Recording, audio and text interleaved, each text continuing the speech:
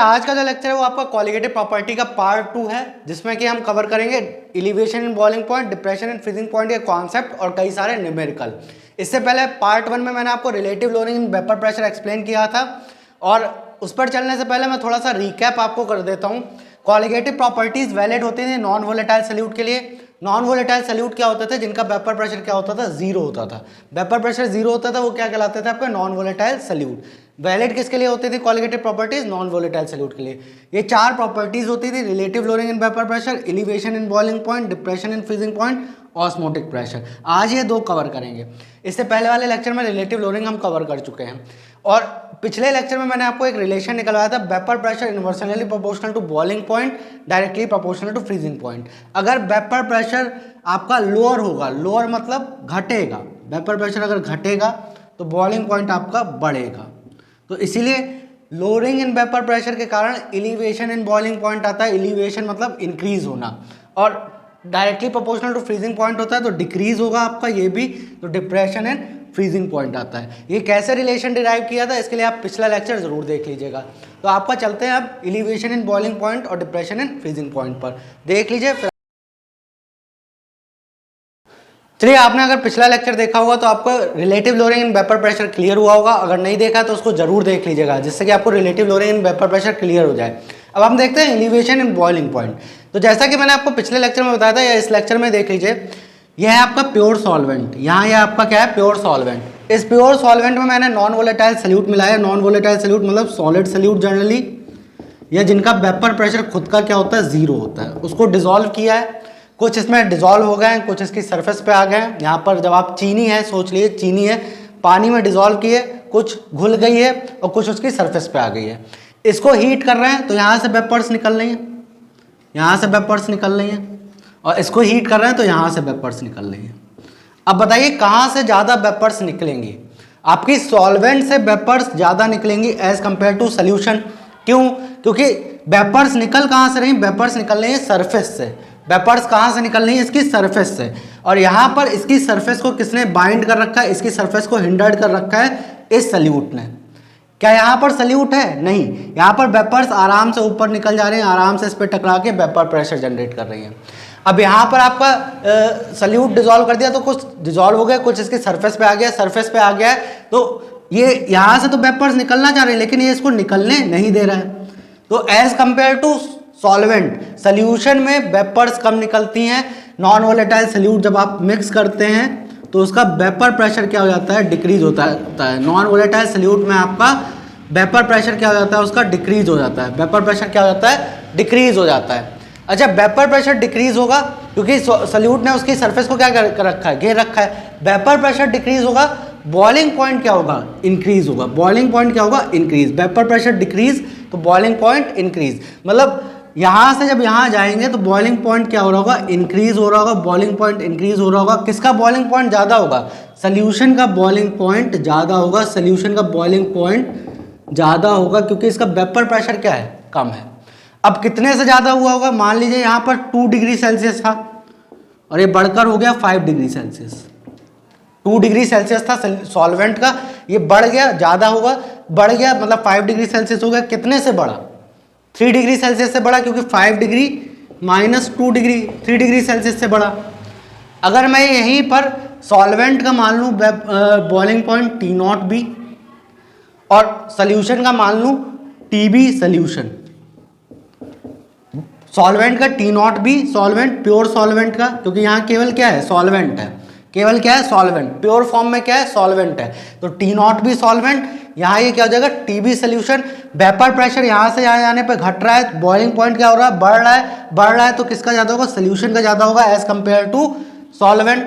तो यहाँ पर जब एलिवेशन इन बॉइलिंग पॉइंट लिखेंगे तो डेल्टा TB बराबर TB सोल्यूशन माइनस T0 भी सॉल्वेंट।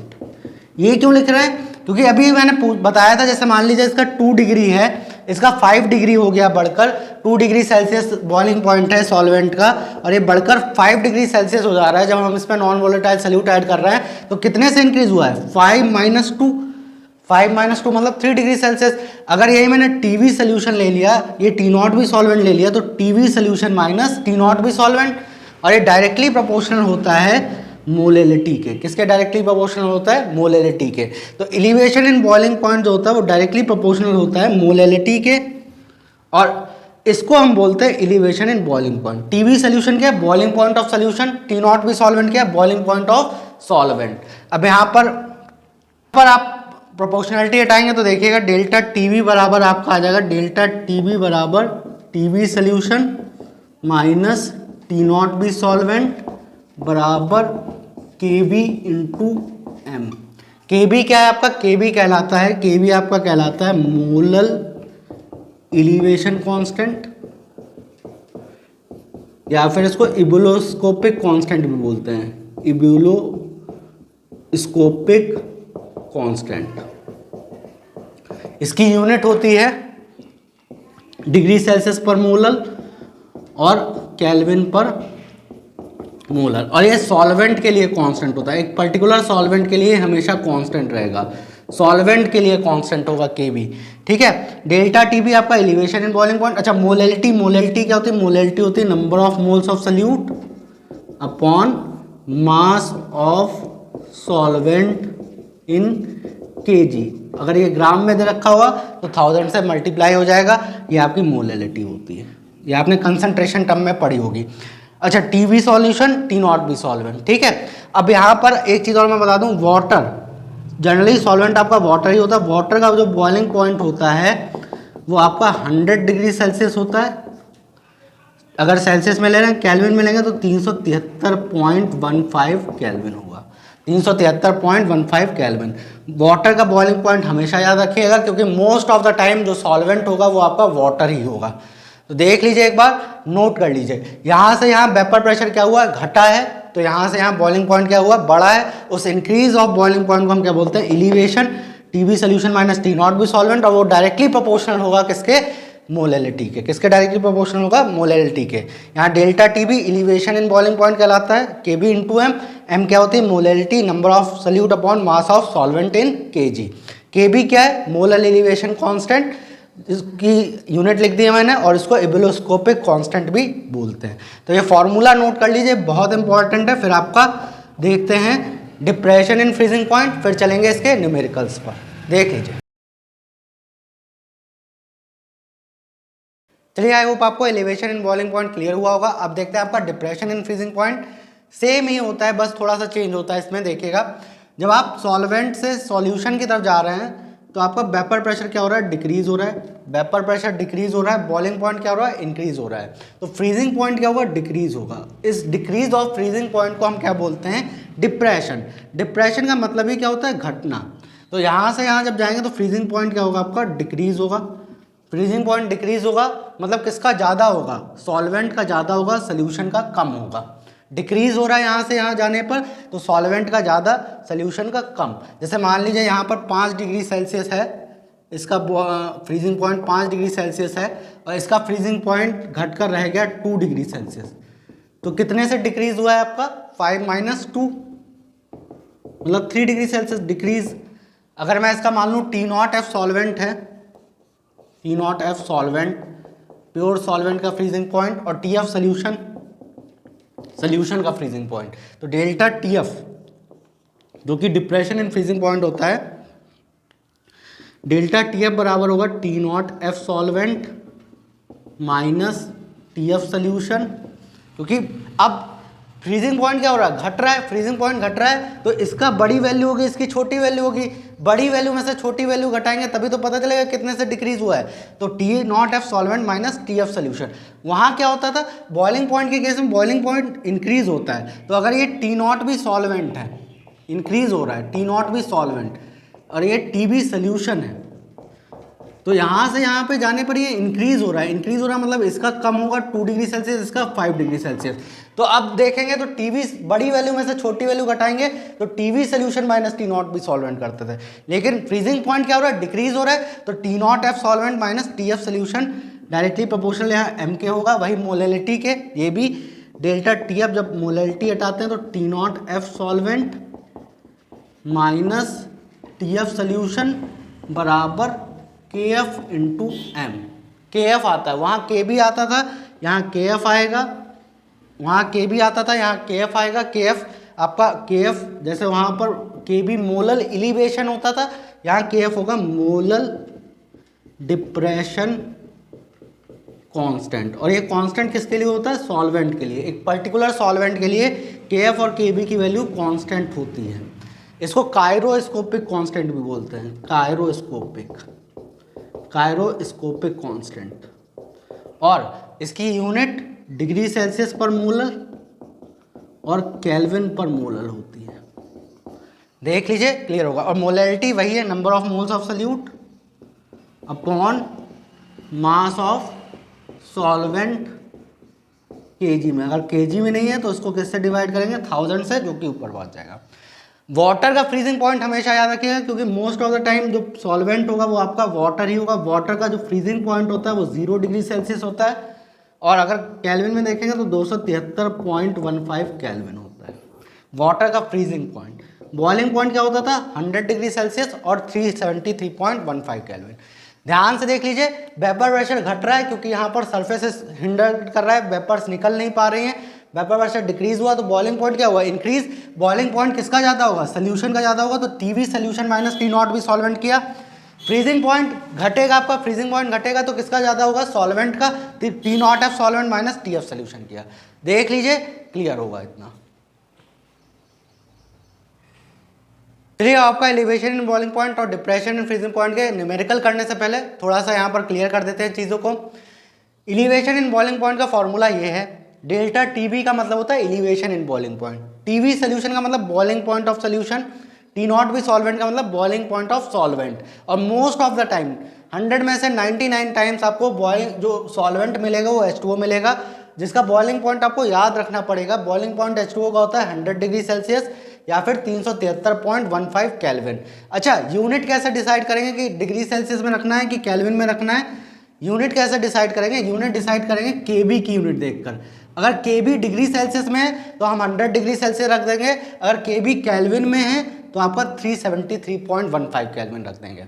ठीक है। एम है आपकी मोलैलिटी, मोलैलिटी का formula number of moles of solute upon mass of solvent in KG. Moles को भी हम निकाल सकते हैं मास अपॉन मोलर मास से। ठीक है। अच्छा, एक चीज़ यहाँ पर और क्लियर कर दूँ, अगर आपको बोला जाए, अगर आपको क्वेश्चन में बोला जाए कि जब हम सल्यूट डिसॉल्व करते हैं तो boiling point elevated, boiling point elevated और बॉइलिंग पॉइंट इलिवेटेड और इंक्रीज बाय, ये अगर टर्म लिखा है कहीं भी इलिवेटेड और इंक्रीज बाय, तो उसका मतलब डायरेक्ट उन्होंने डेल्टा टीबी की वैल्यू दे रखी है, डायरेक्ट डेल्टा टीबी की वैल्यू दे रखी है। अगर आपको न्यूमेरिकल में ये कहीं दिख जाए बॉइलिंग पॉइंट इलिवेटेड बाय और बॉइलिंग पॉइंट इंक्रीज बाय, तो डायरेक्ट किसकी वैल्यू दे रखी है? आपको डायरेक्ट वैल्यू दे रखी है डेल्टा टीबी की। अगर आपको बोल रखा हो boiling point of solution, boiling point of solution, तो वहाँ पर आपको टीवी सोल्यूशन दे रखा होगा और टी नॉट भी सॉल्वेंट की हेल्प से आपको निकालना पड़ेगा केबी इंटू एम वगैरह। तो आपको अगर बॉइलिंग पॉइंट ऑफ सोल्यूशन दे रखा होगा तो TV solution. Similarly depression freezing point देखते हैं, इसमें ये अंतर है, यहाँ सोल्यूशन माइनस सॉल्वेंट होता है, यहाँ पर सोल्यूशन माइनस सॉल्वेंट है, यहाँ आपका सॉल्वेंट माइनस सोल्यूशन है। सॉल्वेंट देख लीजिए, यहाँ आपका T not F solvent minus T F solution है, T not F solvent minus T, यहाँ देख लीजिए, यहाँ T not F solvent minus T F solution है, यहाँ सोल्यूशन माइनस सॉल्वेंट है। ठीक है। अच्छा, फ्रीजिंग पॉइंट H2O का 0 डिग्री सेल्सियस होता है या फिर 273.15 केल्विन होता है, 0 डिग्री सेल्सियस और 273.15 केल्विन। मोलैरिटी इसमें भी आती है। यूनिट 0 डिग्री रखना है या केल्विन रखना है, यूनिट ऑफ के पर डिपेंड करेगा। यूनिट ऑफ के एफ जैसी होगी, अगर डिग्री सेल्सियस में है तो आप 0 रख देंगे, अगर ये केल्विन में है यूनिट ऑफ के एफ पे डिपेंड करेगा आपका। ठीक है। अच्छा, यहाँ पे भी अगर दे रखा हो फ्रीजिंग पॉइंट डिप्रेस्ड बाय और डिक्रीज बाय, ऐसे बोल रखा होगा कि हम सल्यूट में सॉल्वेंट डाल रहे हैं तो फ्रीजिंग पॉइंट डिप्रेस्ड बाय और डिक्रीज बाय, तो डायरेक्ट आपको डेल्टा टीएफ की वैल्यू दे रखी है। किसकी वैल्यू डायरेक्ट दे रखी है? डेल्टा टीएफ की। और अगर बोला जाए freezing point of solution, freezing point of solution या फ्रीजिंग पॉइंट ऑफ सॉल्वेंट, तो वहाँ पर आपको टीएफ सोल्यूशन दे रखा होगा, टीएफ सोल्यूशन। और 0 डिग्री रखना है या केल्विन रखना है वो KF की यूनिट पर, यहाँ भी KB की यूनिट पर डिपेंड करेगा। अगर बॉइलिंग पॉइंट एलिवेटेड और इंक्रीज बाय दे रखा है तो डायरेक्ट डेल्टा TB, अगर सोल्यूशन का दे रखा है तो आपको सॉल्वेंट की हेल्प से निकालना पड़ेगा। सेम केस आपका फ्रीजिंग पॉइंट के लिए। तो ये बहुत इंपॉर्टेंट पॉइंट है आपके न्यूमेरिकल के लिए, पहले आप इन्हें नोट कीजिए, फिर हम चलते हैं आपका न्यूमेरिकल पर, काफ़ी सारे न्यूमेरिकल इस पर करेंगे। चलिए, आई होप आपको एलिवेशन इन बॉइलिंग पॉइंट और डिप्रेशन इन फ्रीजिंग पॉइंट के फॉर्मूले क्लियर होंगे। अब आपका चलते हैं न्यूमेरिकल पर, जिसपे पहला न्यूमेरिकल आपका मैंने यहाँ लिख दिया है, पढ़िए ध्यान से। Calculate the mass of salute. Mass of salute निकालना है आपको, मास ऑफ सल्यूट निकालना है, मास ऑफ सल्यूट आपको कैलकुलेट करना है, जिसका मोलर मास दे रखा है 256। मोलर मास सल्यूट का दे रखा है 256 ग्राम पर mole, to be dissolve in 75 gram of benzene. इसको डिजॉल्व करना है किसमें? 75 ग्राम ऑफ बेंजीन में। मास ऑफ सॉल्वेंट आपको दे रखा है, सॉल्वेंट का मास दे रखा है आपको 75 ग्राम, बेंजीन में डिजॉल्व किया गया तो मास ऑफ सॉल्वेंट आपका 75 ग्राम है। Is to lower its freezing point by 0.48 kelvin. ध्यान से देखिए, यहाँ पर लोअर, डिक्रीज या डिप्रेस्ड लिखा हो, lower its freezing point, depressed it's freezing point या डिक्रीज इट्स फ्रीजिंग पॉइंट, तो मतलब आपको डेल्टा TF डायरेक्ट दे रखा है 0.48 केल्विन और KF की वैल्यू आपको 5.12 केल्विन पर मोल दे रखी है।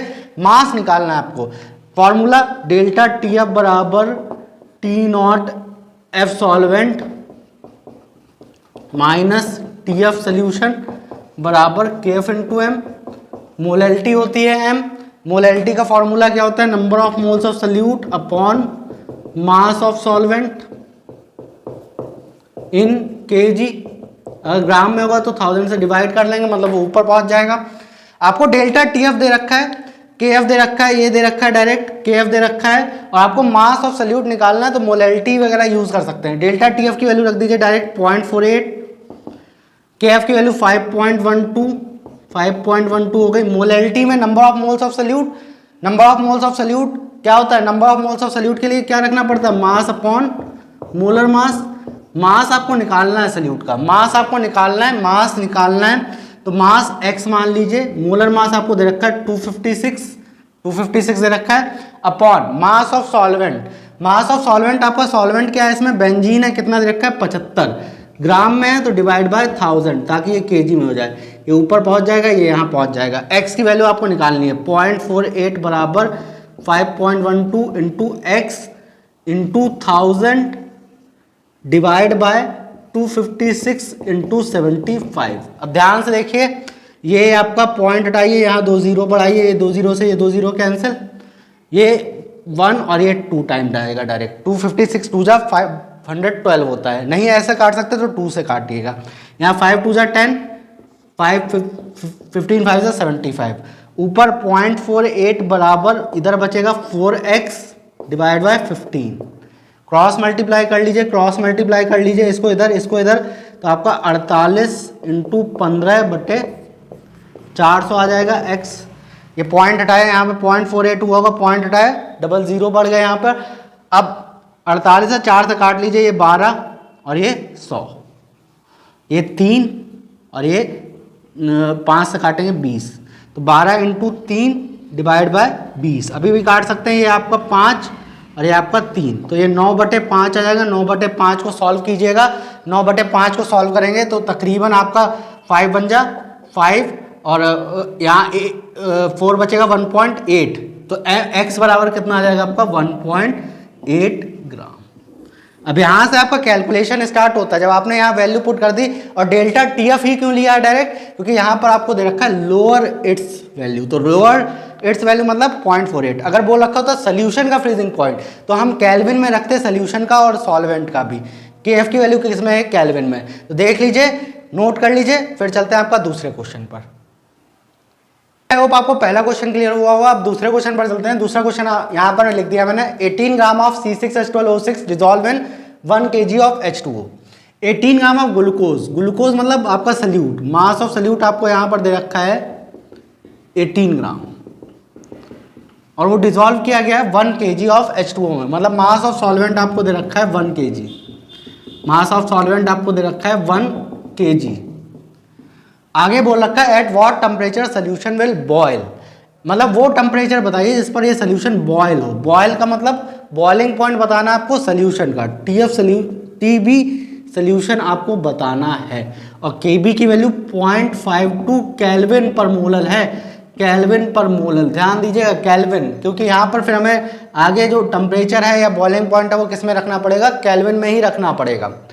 तो चलिए देखते हैं फॉर्मूला कौन सा लगेगा, डेल्टा टीबी बराबर TB solution minus T not B solvent बराबर के बी इंटू एम।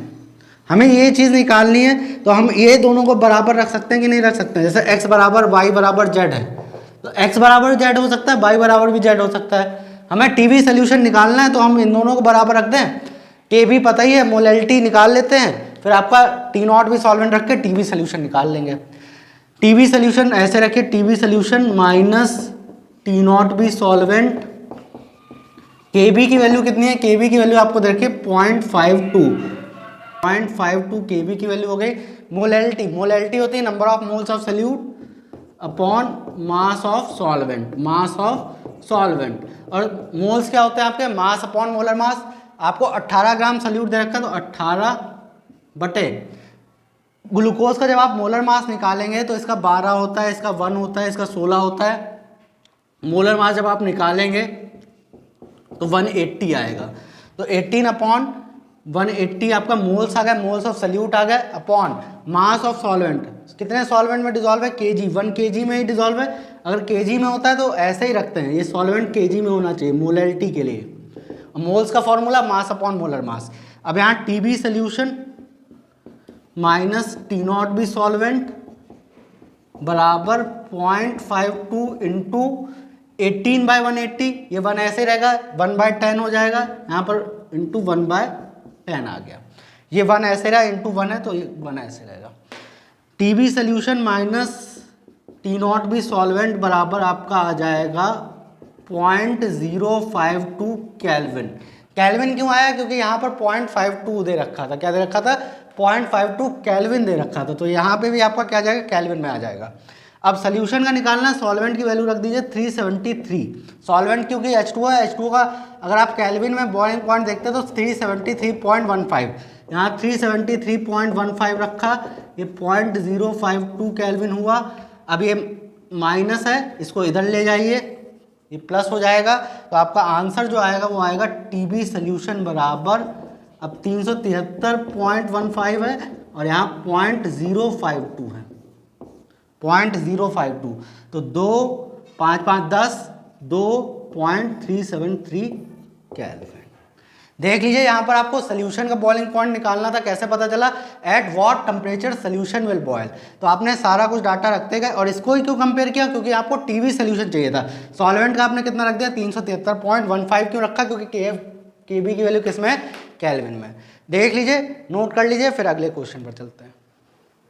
आपको 2 क्वेश्चन क्लियर हुए होंगे, अब तीसरे क्वेश्चन पर चलते हैं। तीसरा क्वेश्चन भी आपका एलिवेशन एंड बॉइलिंग पॉइंट से रिलेटेड है, ध्यान से पढ़ते हैं उसको। W ग्राम ऑफ ग्लिसरॉल, आपको सल्यूट दे रखा है glycerol C3H8O3 dissolved in 500 gram of H2O। आपको W ग्राम दे रखा है, मतलब मास ऑफ सल्यूट दे रखा है W, मास ऑफ सल्यूट कितना दे रखा है, W दे रखा है। Dissolved in 500 gram of H2O, H2O क्या है आपका, सॉल्वेंट है, मास ऑफ सॉल्वेंट आपको दे रखा है 500 ग्राम, मास ऑफ सॉल्वेंट आपको कितना दे रखा है 500 ग्राम।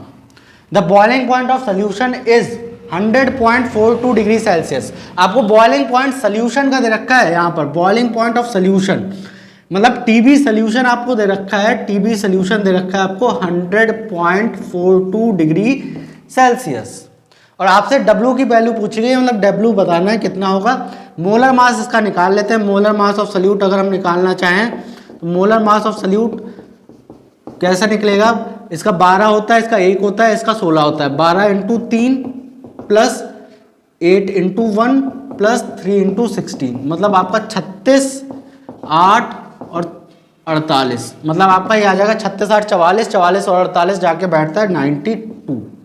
मोलर मास ऑफ सोल्यूट पता चल गया। W निकालना है आपको, फॉर्मूला डेल्टा टीबी बराबर TB solution minus T not B solvent बराबर Kb इंटू एम।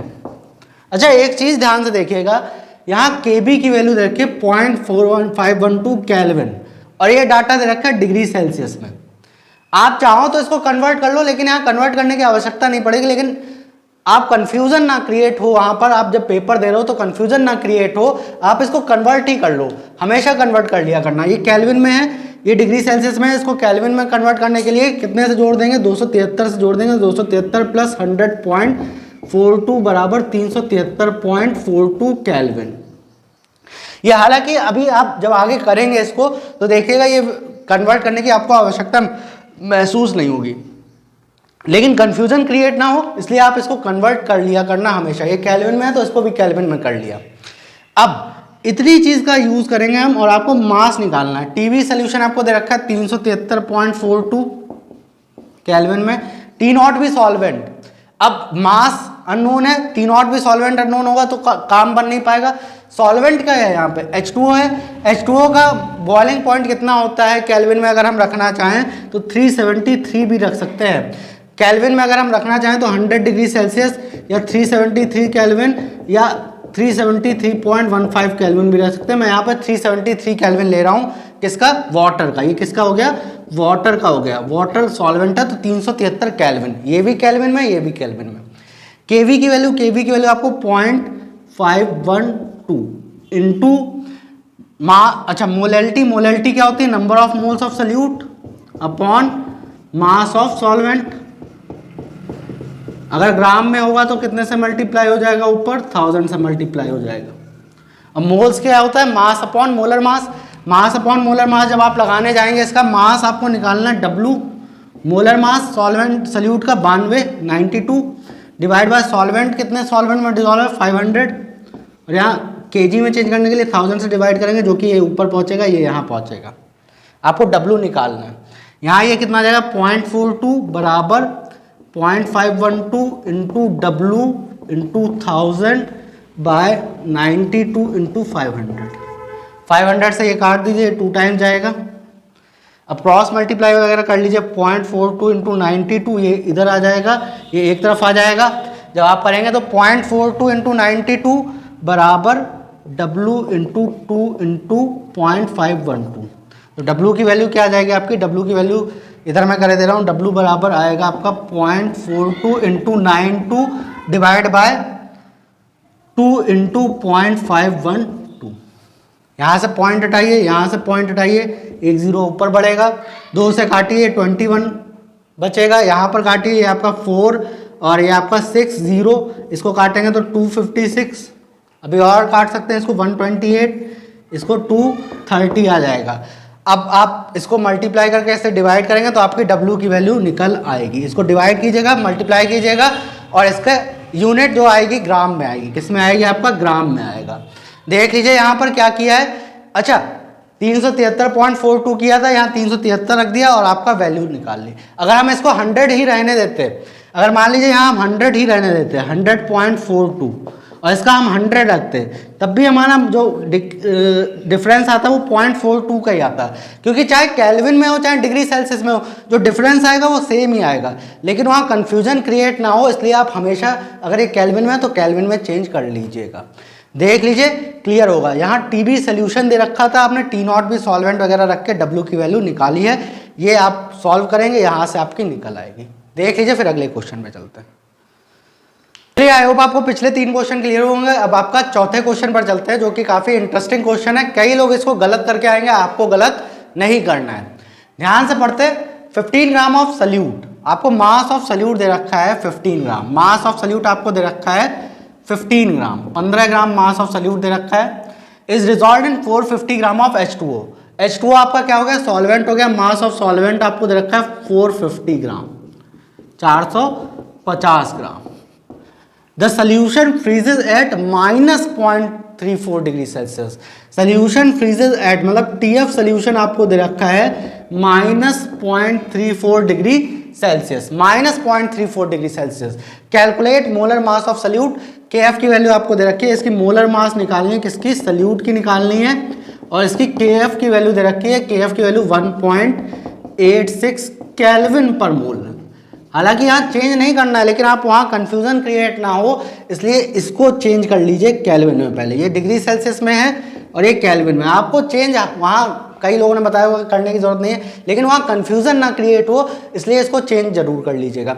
इसको चेंज करेंगे तो 273 ऐड करेंगे तो -0.34 प्लस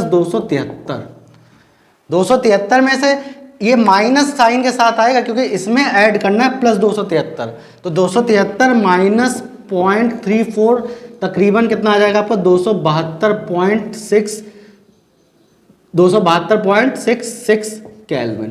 तो आपका 272.66 केल्विन आ गया टीएफ सोल्यूशन। क्यों चेंज किया? क्योंकि ये केल्विन में ये भी केल्विन में। अगर ये डिग्री सेल्सियस में होता तो ये डिग्री सेल्सियस में रहने देते, वहां आपको कंफ्यूजन क्रिएट नहीं हुआ, आपने चेंज कर लिया।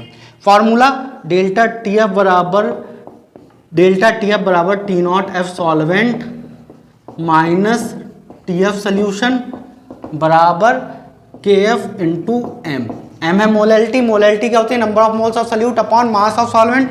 मोलैलिटी आपके number of moles of solute upon mass of solvent, और सोल्यूट का मोल्स जब आप निकालेंगे तो क्या लगाएंगे? Mass upon molar mass. तो यहाँ पर देखते हैं टी नॉट एफ सॉल्वेंट कितना रखेंगे। सॉल्वेंट क्या है? H2O है।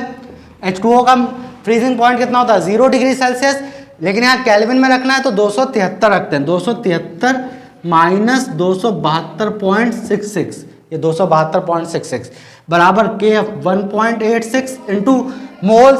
मोल्स के लिए क्या आएगा? Mass upon molar mass. यहाँ एन सल्यूट है, moles mass upon molar mass. Mass कितना है सल्यूट का? 15। मोलर मास x मान लीजिए, निकालना है उसकी value, upon mass of solvent. Mass of solvent कितना है? 450 ग्राम। 450 ग्राम है तो डिवाइड बाय 1000, ये 1000 ऊपर पहुंच जाएगा, ये 450 यहाँ पहुंच जाएगा। इसको जब घटाएंगे तो 273 माइनस 272.66 करेंगे तो ये आपका 0.34 ही आएगा। घटा के देखिएगा। इसीलिए मैं कह रहा था यहाँ चेंज नहीं करेंगे तो भी चलेगा। अगर ये 0 डिग्री सेल्सियस लेते, 0 डिग्री सेल्सियस में से माइनस 0.34 करते तो 0.34 आता, लेकिन वहाँ कंफ्यूजन ना क्रिएट हो जब आप पेपर देने जाएं तो इसको हमेशा केल्विन में चेंज कर लीजिएगा, थोड़ी सी प्रोसेस बस बढ़ जाएगी। 0.34 बराबर 1.86 into 15 into 1000 upon 450 into x. ये 0 से ये 0 कैंसिल, 15 1 जा 15, 15 3 जा 45। ये आपका 0.34 बराबर 1.86 इंटू 100 अपॉन 3x। ये आपका 1.86 इंटू 100 186 हो जाएगा। 3 से काटिए इसको, 186 6 और ये आपका 262 आ जाएगा। x बराबर आपका आ जाएगा यहाँ 0.34 बराबर 62 डिवाइड बाय x, ये x इधर, तो आपका x बराबर आ जाएगा 62 डिवाइड बाय 0.34। पॉइंट का है, 2 0 बढ़ा है, 2 से काट लीजिए 17 और यहाँ 3100। 17 से आपका 3100, 17 1 जा 17, ये आपका 14 बचेगा। यहाँ 14 बचा, 0 17 8 जा 136, ये आपका 4 बचा 0, तो 182 के अप्रॉक्स आपका मोलर मास आ जाएगा, 182 ग्राम पर मोल। ध्यान दीजिएगा, दो चीज़ें ध्यान दीजिएगा, यहाँ -0.34 है तो -0.34 प्लस 273 करेंगे तो ये आएगा। कई लोग यहाँ 273.34 कराते हैं जो कि गलत है, और अगर ये केल्विन में है तो इसको चेंज कर लीजिएगा जिससे आपको वहाँ कन्फ्यूजन क्रिएट ना हो। बाकी डाटा सही से रखिएगा और कैलकुलेशन सही कीजिएगा। देख लीजिए, तो आपको पिछले 4 क्वेश्चन क्लियर हुए होंगे जो कि आपके काफ़ी इंटरेस्टिंग क्वेश्चन थे। अब आपका 5वां क्वेश्चन भी काफ़ी इंटरेस्टिंग है, आपके एनसीईआरटी का भी है और बहुत ही इंटरेस्टिंग क्वेश्चन है। इसको कराने की मैं आपको शॉर्ट ट्रिक बताऊंगा, एनसीईआरटी के हिसाब से नहीं कराऊंगा। आप बोर्ड में, अपने स्कूल में आप मेरे तरीके से कीजिएगा, ये आपको बहुत आसान क्वेश्चन लगेगा। अगर आप बुक के हिसाब से करेंगे तो आपको डिफिकल्ट लगेगा। ध्यान से पढ़ते हैं क्वेश्चन। 10% W/W sucrose solution. आपको 10% W/W सुक्रोज सोल्यूशन दे रखा है, पहले इसका मतलब लिख लेते हैं। 10% W/W मतलब बाय मास दे रखा है, मास परसेंटेज है। 10 gram sucrose dissolve in 90 gram of H2O। इसका मतलब ये होगा, जिन्होंने आप कंसंट्रेशन वाला लेक्चर पढ़ा होगा उनको क्लियर होगा। 10% W/W का मतलब क्या होता है? 10 ग्राम। आपका परसेंटेज मैक्सिमम कितनी होती है? 100, और मास की बेसिक यूनिट ग्राम, तो 10 gram sucrose dissolve in 90 gram of H2O। इसका फ्रीजिंग पॉइंट दे रखा है, इस सोल्यूशन का फ्रीजिंग पॉइंट दे रखा है, सोल्यूशन का फ्रीजिंग पॉइंट दे रखा है 269 केल्विन सुक्रोज वाले का। अच्छा, अब ग्लूकोज वाले का पढ़ते हैं। ग्लूकोज का आपको निकालना है 10% W/W, तो 10% W/W ग्लूकोज का मतलब 10 gram glucose in 90 gram of H2। ध्यान से देखिए, आपको KF की वैल्यू नहीं दे रखी है, यहाँ KF की वैल्यू नहीं दे रखी है, KF की वैल्यू यहाँ नहीं दे रखी है, KF की वैल्यू नॉट गिवन। तो आपको जो बुक में कराया है, बुक में क्या किया है, बुक में पहले ये वाले सोल्यूशन को यूज़ किया है, इसका पूरा कैलकुलेशन किया है और क्या निकाला आपका KF की वैल्यू, और फिर इसमें रखी है। मैं ऐसा नहीं आपको बताऊंगा। यहाँ आप दो केस बना लीजिए, एक सुक्रोज का बना लीजिए, सुक्रोज का बना लीजिए, एक आप ग्लूकोज का बना लीजिए। डेल्टा TF1 बोलता हूं मैं, डेल्टा TF1 बराबर KF इंटू M, और यहां पर delta TF2 equal to KF into M। अच्छा, KF यहाँ कांस्टेंट है और दोनों जगह H2O सॉल्वेंट है, सॉल्वेंट सेम है, सॉल्वेंट सेम है, और KF और KB किसके लिए कांस्टेंट होता है, सॉल्वेंट के लिए। तो KF दोनों के लिए आपका H2O है यहाँ भी, और यहाँ भी आपका H2O है, डिजोल्व इन H2O, और यहाँ भी आपका H2O है, दोनों जगह वाटर है, तो KF दोनों जगह क्या होगा, सेम होगा। क्या कीजिए, इसको फर्स्ट मानिए, इसको सेकेंड मानिए, क्योंकि दोनों जगह H2O है, ये H2O है H2O, तो KF सेम होगा। फर्स्ट डिवाइड बाय सेकेंड कर दीजिए, डेल्टा TF1 डिवाइड, अच्छा इसको M1 इसको M2, delta TF1 upon delta TF2 बराबर KF into M1 upon KF into M2। KF से KF कैंसिल, क्योंकि H2O H2O, अगर एक जगह H2O और एक जगह बेंजीन होता तो हम KF नहीं निकाल पाते। यहाँ H2O H2O सेम दे रखा होता, बेंजीन बेंजीन दे रखा है, तो KF की वैल्यू क्या होगी, सेम, KF से KF क्या होगा, कैंसिल।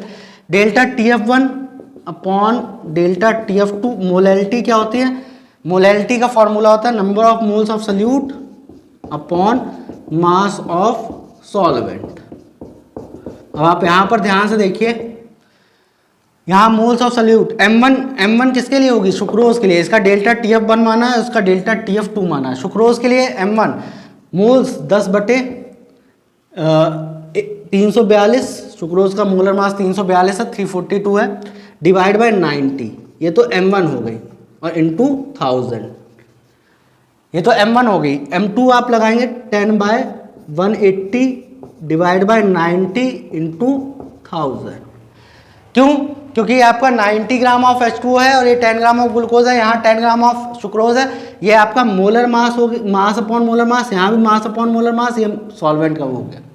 अब ध्यान से देखिए, 10,000 से ये 10,000 कैंसिल हो जाएगा, ये 90 से ये 90 कैंसिल हो जाएगा, तो delta TF1 upon delta TF2 जो आएगा वो आपका आएगा 342, सॉरी ये 180 ऊपर जाएगा, तो 180/342। कैसे, आपने इसकी मोलैलिटी रखी है, इसकी मोलैलिटी अगर रखोगे तो number of moles of sucrose upon mass of H2O, और इसकी मोलैलिटी रखोगे तो number of moles of glucose upon mass of H2O। Mass of H2O दोनों जगह कितना है, 90 है, तो मास ऑफ H2O से मास ऑफ H2O कैंसिल हो गया, 90 से 90 कैंसिल हो गया, मास भी दोनों का सेम है, इसका 10 ग्राम है, इसका भी 10 ग्राम है, तो 10 इंटू 1000 से 10 इंटू 1000 कैंसिल हो गया, 180 बचा, 342 बचा, ये 180 ऊपर आ गया, 342 यहाँ आ गया। डेल्टा TF1 जब रखेंगे तो T0F solvent minus TF solution, किसका, सुक्रोज का, बराबर 180/342 डिवाइड बाय डेल्टा TF2। यहाँ सॉल्वेंट का कितना रख देंगे, 273, क्योंकि ये किस में है, केल्विन में है, ये वाला किस में है, केल्विन में है, तो यहाँ 273 minus 269 divide by 273 minus TF glucose बराबर 90/171, ये 90 और ये 171। अब ये 273 में से 269 गया, 4 बचा, 4/273 माइनस TF ग्लूकोज बराबर 90/171। क्रॉस मल्टीप्लाई कर लीजिए, क्रॉस मल्टीप्लाई वगैरह करके आप इसकी वैल्यू निकाल लीजिए। यहाँ पर क्रॉस मल्टीप्लाई करेंगे, 171 इंटू 4/90 बराबर 273 माइनस TF ग्लूकोज। अब आप इसको सॉल्व कर लीजिएगा, यहाँ से ग्लूकोज की वैल्यू निकाल लीजिएगा, आपका ग्लूकोज का आराम से निकल आएगा, जो कि तकरीबन आएगा 265 पॉइंट समथिंग। यहाँ से आप निकाल लेंगे कि नहीं निकाल लेंगे? क्या किया है, दोनों का KF सेम ले लिया है, दो इक्वेशन बनाई है, डिवाइड किया है, M1 M2 की वैल्यू रखी है, डेल्टा TF1 की जगह T0F solvent minus TF solution sucrose रखा है, सुक्रोज का 269 दे रखा था, 273 माइनस 269 4 आ गया। यहाँ डेल्टा TF2 की जगह 273 माइनस TF ग्लूकोज रखा, ये क्रॉस मल्टीप्लाई वगैरह किया है, यहाँ से ग्लूकोज का निकल आएगा। इस तरह का क्वेश्चन आएगा तो आप इस तरह से करेंगे तो आपको काफ़ी आसानी रहेगी। अगर आप बुक के तरीके से करेंगे आपको पहले यहाँ KF निकालना पड़ेगा, फिर KF की वैल्यू निकाल कर यहाँ रखनी पड़ेगी, जो कि काफ़ी लेंथी होगा और गलत होने के चांसेस ज़्यादा होंगे। तो देख लीजिए, नोट कर लीजिए और इसके आंसर निकाल कर कमेंट बॉक्स में कमेंट कीजिएगा।